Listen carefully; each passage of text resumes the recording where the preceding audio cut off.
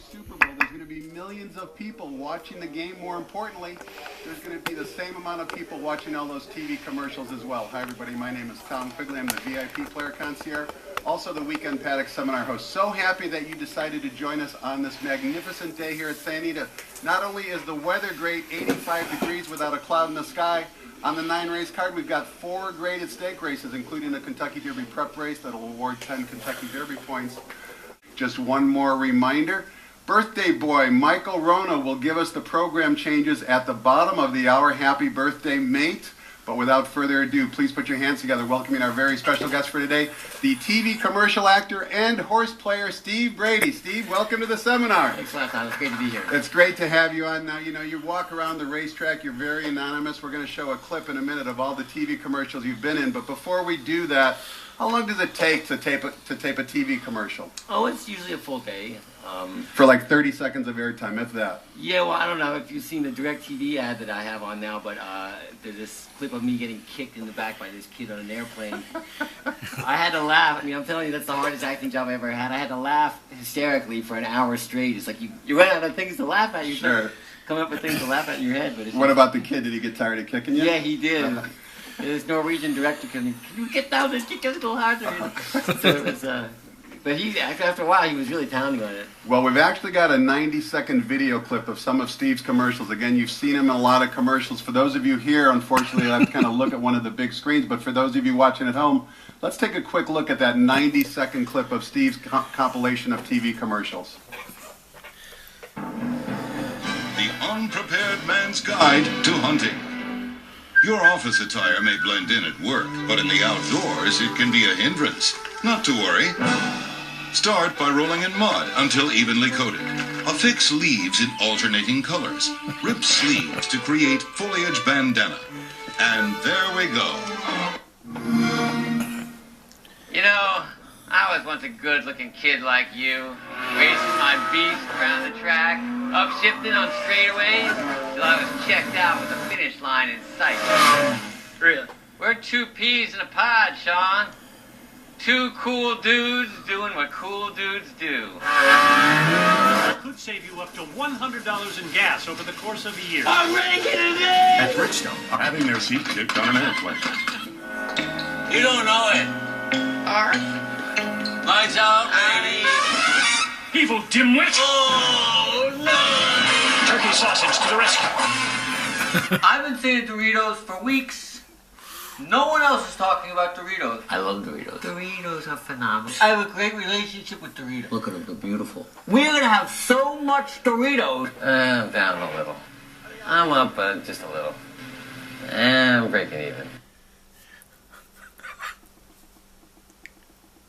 Welcome back. Hope you enjoyed that 90-second clip of some of Steve's work. And Steve, you know, how do you become a commercial actor? How did it all begin? Well, you start wanting to be a serious actor, and then you find out. The funny thing, I really started working more the more I accepted that I'm not a pretty boy, you know, and like you come out to Hollywood, you want to be James Dean or something, but sure. Then at some point it's like that oddball guy in the back room in your office or whatever. That's the guy they're kind of usually focusing on. So, and like you can tell from that clip there, I mean, I'm not treated like a pretty boy. Sure. I'm rolling around in the mud, and I'm wearing those ridiculous costumes. I get bruises all over myself.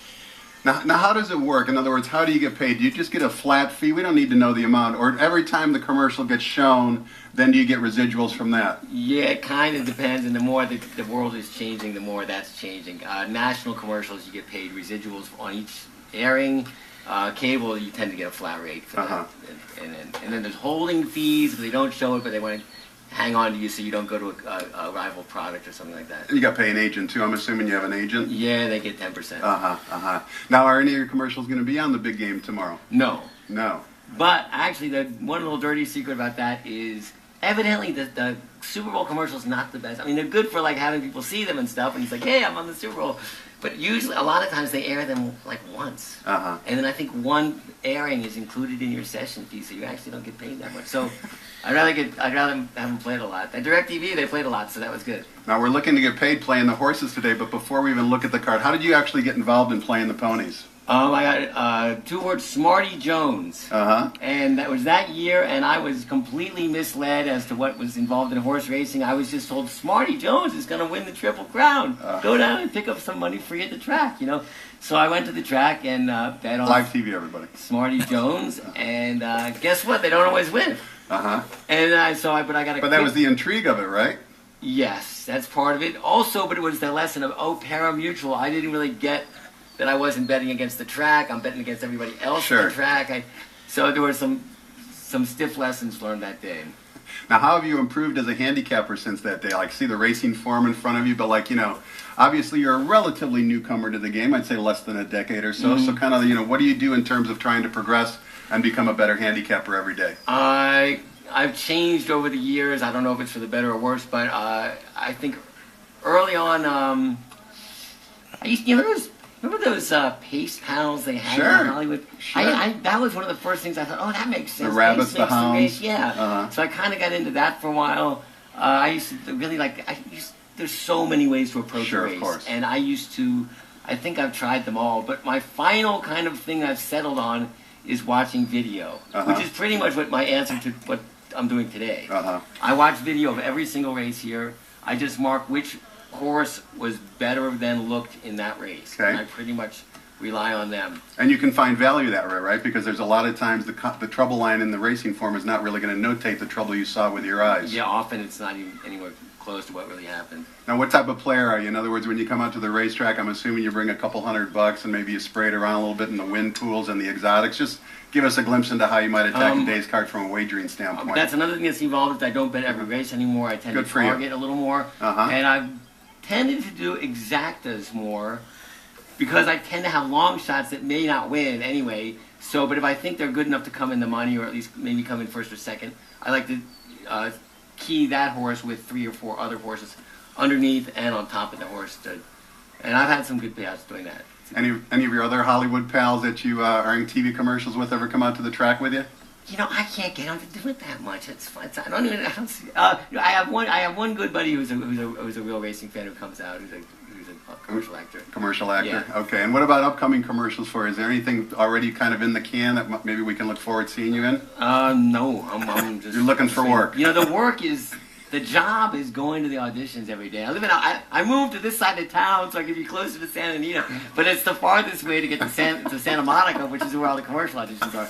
So I sacrificed that, but that's the job, is driving to Santa Monica and just having to be at the right place at the right time and just showing up on a regular basis. How often do you have to go to auditions? Is it a daily thing, weekly thing? Do you just kind of it can really depend on the time of the year. It can either be a few a day, or it can be a few a week, or it can be a few a month. It can really depend on the time of year. And the more commercials you in, are you in more demand or less demand because you're being so visual or so much in demand out on the screen? Yeah, there's things. It's like horse racing. There's a lot of things like horse racing. The tools of the trade are a highlighter and being able to change your mind a bit, and also wait, I'm sorry, say the last part again. No, just the tools of the trade. You were talking about the highlighter. Yeah. The highlighter. You gotta have. You gotta highlight. I'm highlighting everything here, right? So that's the actor's tool of the trade. I gotcha. Yeah. All right. Well, we're going to take a quick break. We're going to we're going to find out from the birthday boy who those last-minute program changes are in today's card. After Michael does that, then we'll come back and find out who Steve likes on today's card. Thanks so much for joining in on a great Saturday here at the Great Race Place.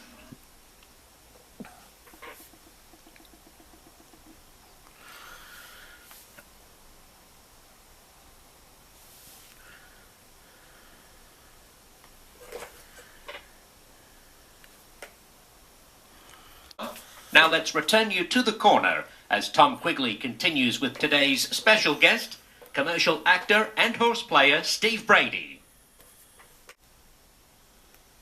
Welcome back. We're talking horses with Steve Brady. He's a TV commercial actor who's represented companies like Bridgestone, DirecTV, Xbox, and others. Steve, we've got a good 9-race card today. Before we take a look at it, just a quick question for you. You talked about Smarty Jones got you involved in horse racing. Were you a gambler at all before horse racing? Not really. A rare trip to Vegas or something. Blackjack, that's about it. This really floats your boat and caught your attention. And I don't really do any other gambling either. I don't play poker. I mean, very rarely I play poker with some friends or something. So if I like who you like in the big game tomorrow, you have an opinion? I would say if you're going to gamble, probably go against the. I mean, everybody must be thinking it's going to be the Pats, so go against, I guess. But I just always think go against. That's what I'm going to be doing on the card today. Sure. Is going against, probably Sure. for the most part. Trying to beat the favorite and find value. Well, let's see who you do like on today's 9-race card. And we've got a great 9-race card, as I mentioned. 4 stake races, a pick six single ticket jackpot carryover, a guaranteed late pick 4, and full fields as evidenced by this first race. 1 mile on the turf course for maiden special weight 3-year-old fillies. The rails are at 0 feet today. A field of 12 after the scratch of both 11 and 14. That means one of the also eligibles, number 13, does draw in. And last time I looked, that was the 5-1 current betting choice, signifying what a wide open race it is. Also, race 1 kicks off the 50-cent early pick 5. A lot of different ways you can go in this first race, Steve. Which way are you going and why? Well, my top pick got scratched. I liked Ranker, but so my second choice is Slick Trick. The number 12. The number 12. That last race was better than looked. Finished 4th, but a length and a half is not a lot to lose, and that was a good close. He closed well in that race, so I put him on top, or am I? Yeah, you did. Or her on top, and then the 6 Super Good. You know, if we just had Super Good's first race, she might be the favorite. Sure. But she had a 84 length loss, second out on the dirt. I guess she didn't like it, and then. And also that was in the Grade 1 Chandelier. And then she closed well in that last race. I think she's got a shot to do well today. Fair enough. 12 and 6 in race number 1 for Steve. Number 6, Super Good, ridden by Tiago Pereira. Tiago Pereira is definitely a long shot players type of jockey. His average win mutual so far at the meet is in excess of $23. Race number 2 kicks off the 50-cent early pick 4, maiden special weight 3-year-olds. Field of 6 and the morning line favorite, number 6, Core Beliefs, 8-5 on John White's morning line. First time Lasix, just finished third, a close third to the rail horse, number 1, Curly's Rocket, who is the second choice on the morning line. Is it one of those two, or are you looking elsewhere, Steve? Actually, I'm looking for Curly's Rocket, who came in second in that race, and just by a nose. It just seems like, to me that was I guess I'll have to go an extra half furlong and hold on an extra half furlong, which he couldn't do last time, but I think that was a fast pace, and he should be able to hang on. The other one I like is Eskimo Roses, who has 2 consecutive better-than-looked races, in my opinion. The only thing is they're both on the turf. One was a mile on the turf. The next was running down the hill on the turf. They were both better than looked as far as I'm concerned, but he's going from turf to dirt, so I'm not really sure.